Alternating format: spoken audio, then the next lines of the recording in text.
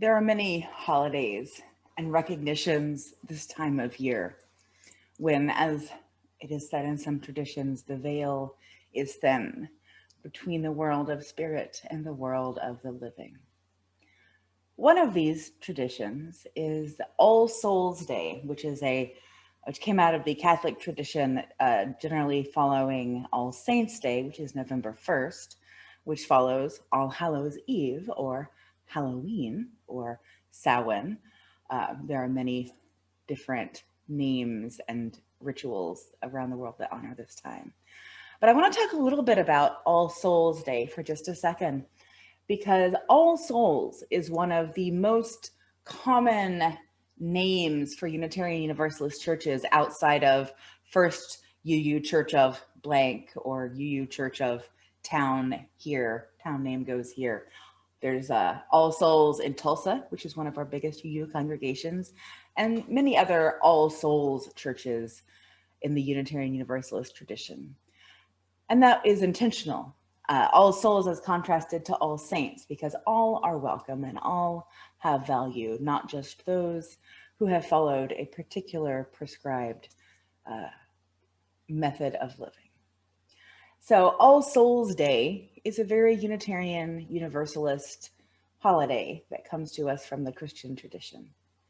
So as we celebrate our ancestors of blood and spirit, as we call them forth to guide us, to support us, and to be our own cloud of witnesses, we take our place among generations of humans who have sought connection through memory, through story, and through the bonds of love, which somehow transcend our mortal life, which makes it the only immortality that we can know, that we will be remembered by those who loved us. In recalling today our own beloved dead, we gift ourselves with their presence and their memory, and in doing so, grant them a very real kind of transcendence. For no story that is still told can be forgotten, and no love held is ever completely lost. Thank you to those of you who shared with me videos and remembrances of your beloved dead. I invite you into a ritual space in this virtual altar.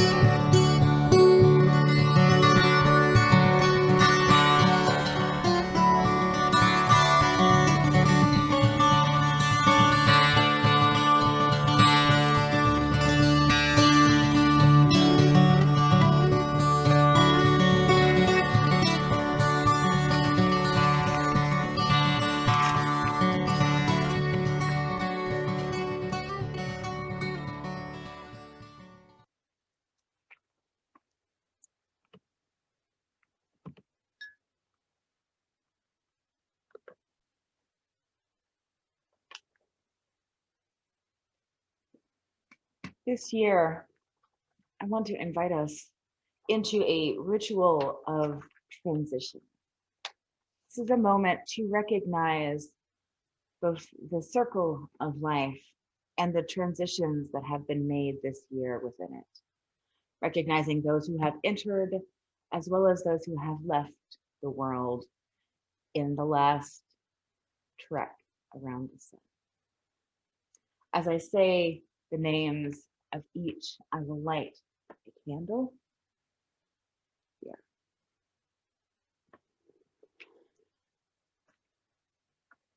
If you have additional names to speak, other than the ones that were given to me in advance, I will invite you to do so once I have read the names shared with me.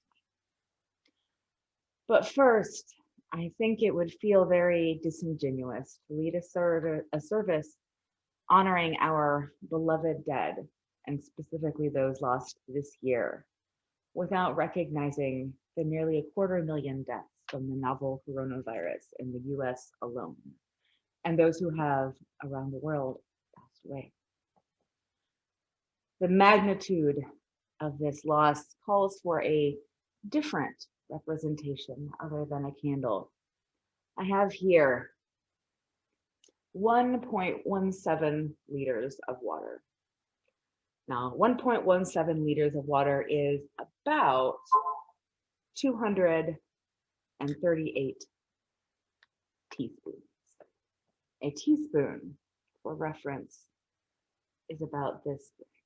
So 238, each of those representing 1,000 folks in the US who have died in the pandemic.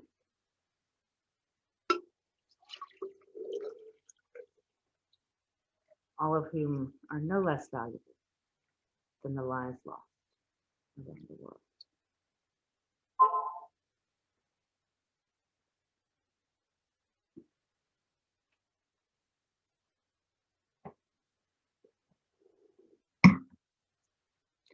We remember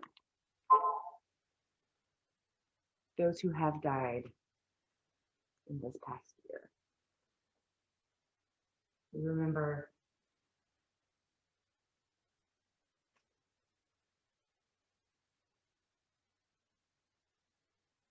that these don't work as well as I think they should.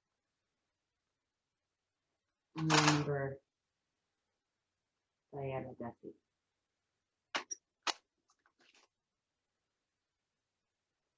We remember Sheila Louise. Yes.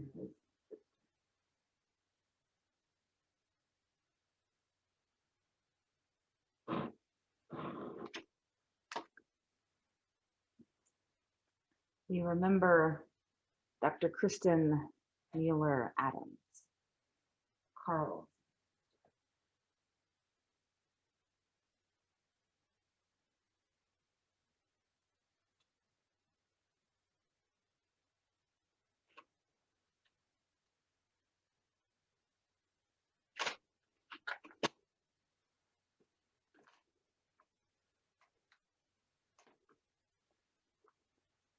Looks like Sheila Louise candle light. I'm also going to switch to a lighter. Tried to be fancy here, but that's what I get.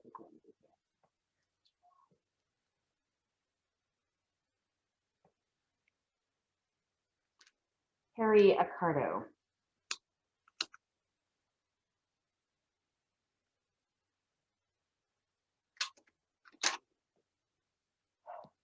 If there are others who would like to remember someone who has died in the last year, I invite you to say their names. I will like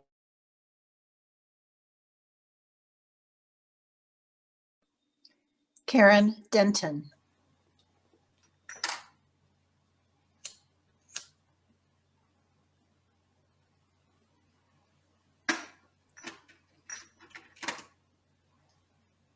Charlene Madera.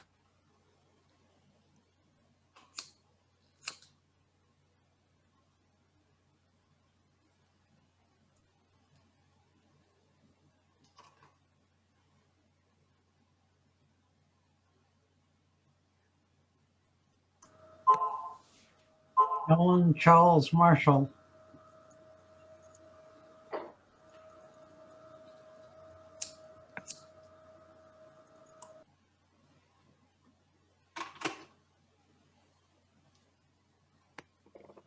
Ramona Shively.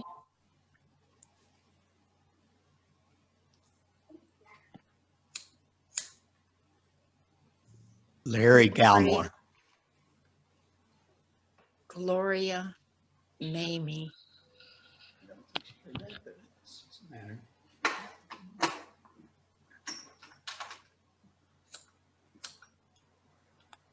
Somebody else spoke up.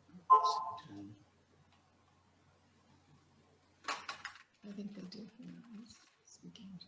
I have more candles. Don't worry, we're not running out.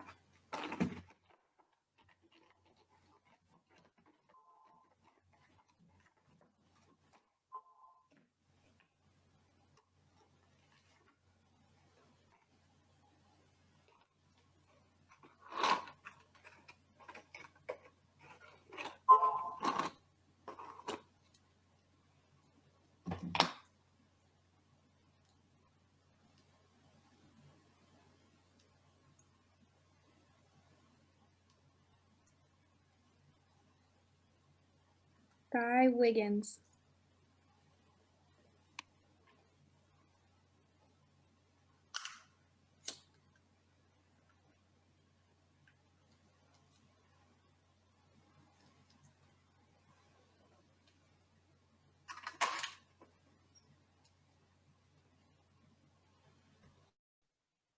Elmarine Jenkins.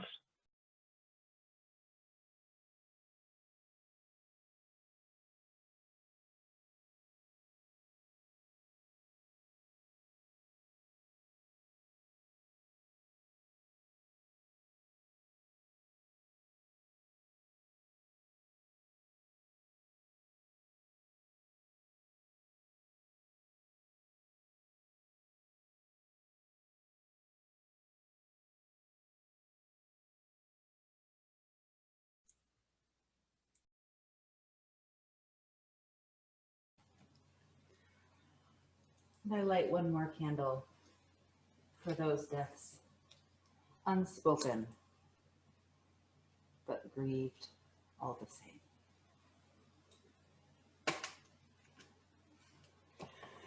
And in recognition that life is a circle of both beginnings and endings, we also light candles for those new lives who have come into the world. I light this one for Terry and Hal Meyer's grandson, Miles Gordon, who was born in June. Gordon was Terry's father's name.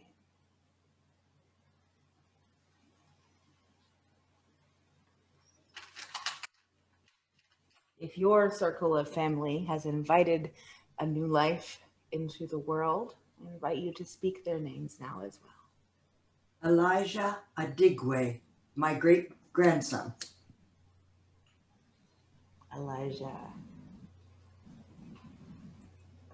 Nathaniel David Wilson, my great-nephew. Daniel. Alden Crawford and Miles Primo, my two great-nephews.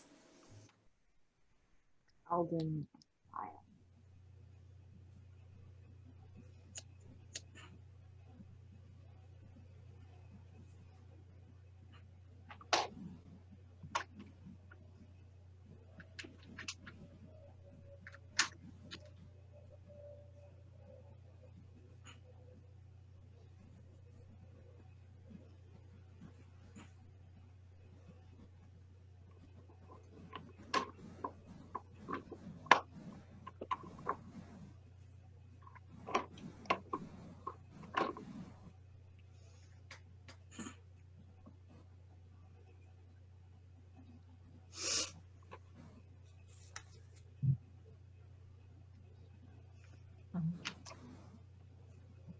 Sloan Bogdan, my great niece.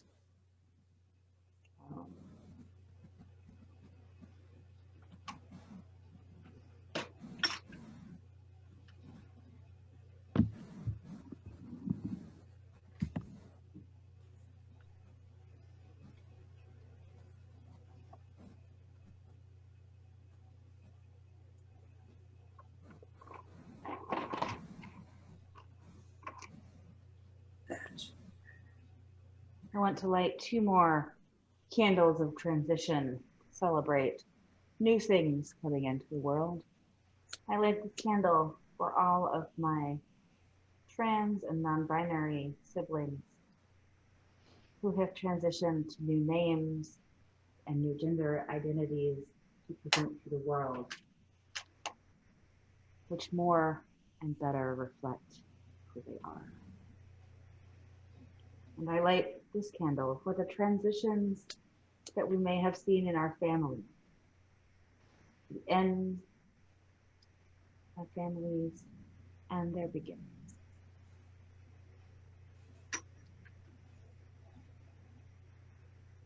And the hope we all share for a new life yet to come.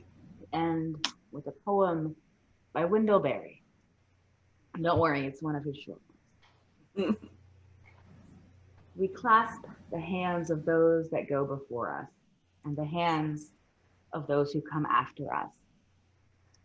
We enter the little circle of each other's arms and the larger circle of lovers whose hands are joined in a dance, and the larger circle of all creatures passing in and out of life, who also move in a dance to a music so subtle and vast that no ears hear it except in fragments. For that piece of the music which we all hold, for the joys and sorrows that it brings, we are grateful. In this moment, we are.